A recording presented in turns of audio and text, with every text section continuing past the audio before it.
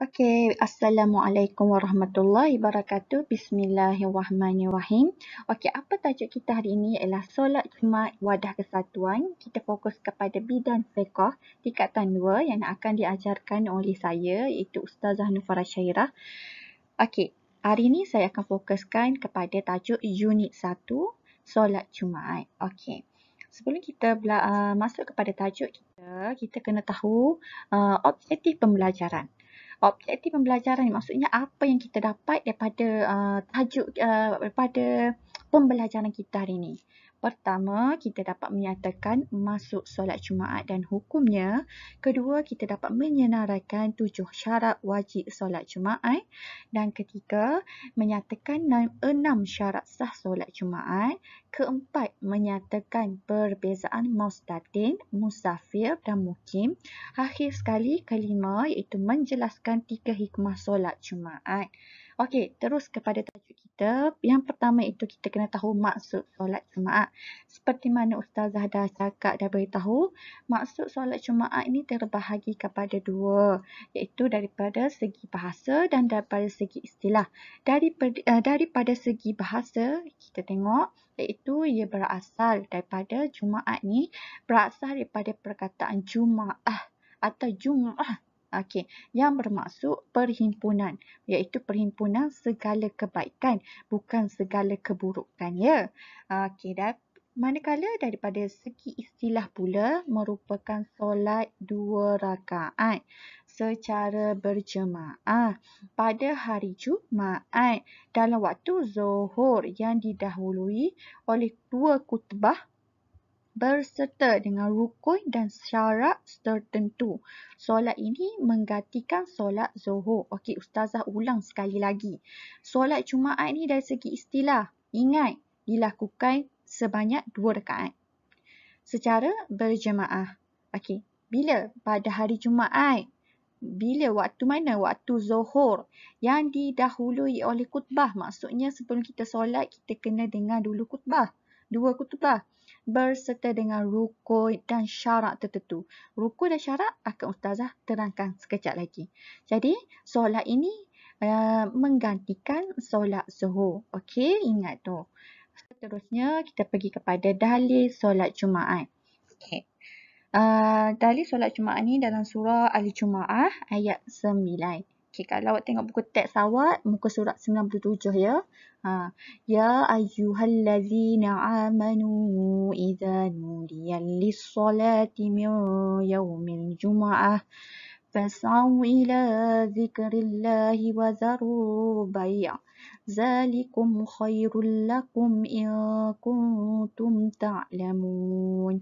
Okey, maksud dia, wahai orang yang beriman, apabila disuruh untuk mengerjakan solat pada hari Jumaat, maka segerakanlah kamu pergi ke masjid untuk mengingatkan Allah dengan mengerjakan solat Jumaat dan tinggalkanlah jual beli pada masa itu. Okey. Dalam surah Al-Jumu'ah ni, apabila dah tercatat dalam Al-Quran, seperti mana yang Ustazah ayat sama, kalau dah tercatat dalam Al-Quran, maknanya perkara itu adalah sahih dan kita perlu percaya dan beramal dengannya. Jadi, apabila dalam surah ni kata wajib untuk kita kerjakan solat Jumaat, maka perkara itu adalah wajib untuk dilakukan. Okey, seterusnya kita pergi kepada hukum solat Jumaat.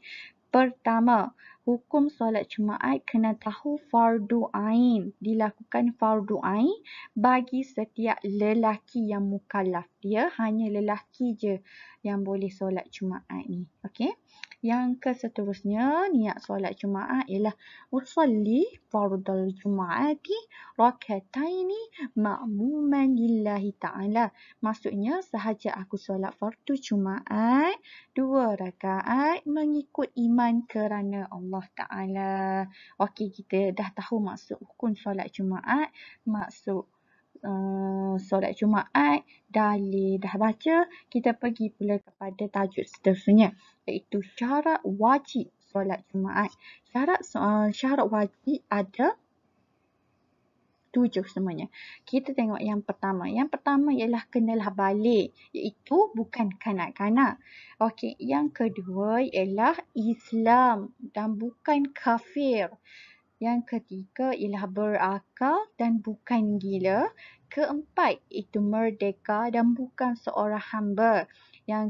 Seterusnya, tak ingat nombor berapa. Seterusnya lelaki dan bukan seorang perempuan. Yang seterusnya perlulah sihat. Kalau sakit mana boleh nak pergi solat Jumaat. Okey. Lepas tu seterusnya ialah mustaqim, iaitu bukan musafir. Okey, kita dah tahu syarat wajib solat Jumaat. Seterusnya kita kena tahu syarat sah solat Jumaat. Sah solat Jumaat yang pertama iaitu perlulah didirikan di masjid. Tak boleh dilakukan di rumah dan perlu dilakukan di masjid. Kenapa di masjid? Kenapa di masjid? Sebabnya sekurang-kurangnya perlulah memiliki 40 orang jemaah. Kalau lebih tak apa, kalau kurang tidak boleh. Kecuali kalau musim PKP ni, jadi pelajar bolehlah. Kalau musim PKP ni ada syarat-syarat tertentu yang menghadkan kita pergi ke masjid, tu tak apalah sebab dia ada dalil syarak ulama. Okey, seterusnya ialah didirikan pada waktu zuhur. Yang dia tidak boleh dilakukan pada waktu asar, maghrib, bukan boleh sesuka hati, tapi boleh didirikan pada waktu zuhur sahaja. Dan ingat pada hari Jumaat sahaja ya, zuhur Jumaat tu. Okey, seterusnya hanya satu solat Jumaat bagi satu tempat. Maksudnya kalau kita pergi solat satu tempat tu je lah. Tak perlulah dengan khutbah masjid lain. Semayang masjid macam tu. Ia kena satu tempat sahaja. Okey, seterusnya didirikan secara berjemaah. Tidak boleh dilakukan berseorangan. Kenalah beramai-ramai. Didirikan secara berjemaah.